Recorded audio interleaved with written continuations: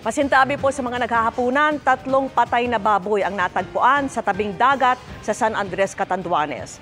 At sa Baguio City naman, isang bahay ang nasunog at nakatutok si CJ Torida ng GMA Regional TV. Sunog ang gumising sa mga taga San Carlos Heights, Irisan, Baguio City kahapon. Ayon sa Bureau of Fire Protection, sumiklab ang sunog mula sa ikatlong palapag ng isang bahay. Tumagal ng halos 30 minuto bago naapula ang apoy. Walang naitalang nasaktan sa insidente. Patuloy pa ring inaalam ang pinagmulan ng sunog. Sa La Trinidad, Benguet, huli sa bypass operation ang isang lalaking nagbebenta umano ng illegal na droga. Nakuha sa kanyang 2 sachet ng hinihinalang shabu na may street value na mahigit 6,000 pesos. Walang pahayag ang suspect na pinsan din umano ng isa pang drug suspect na nahuli noong Hulyo.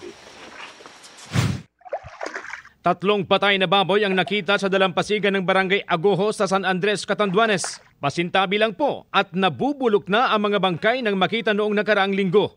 Hinala ng punong barangay, posibleng may sakit ang mga baboy at sadyang itinapon.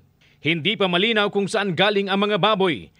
Agad itong inireport sa Municipal Agriculture Office at inilibing.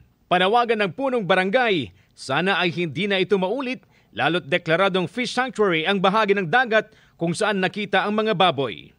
Mula sa GMA Regional TV at GMA Integrated News, CJ Torida, nakatutok 24 oras.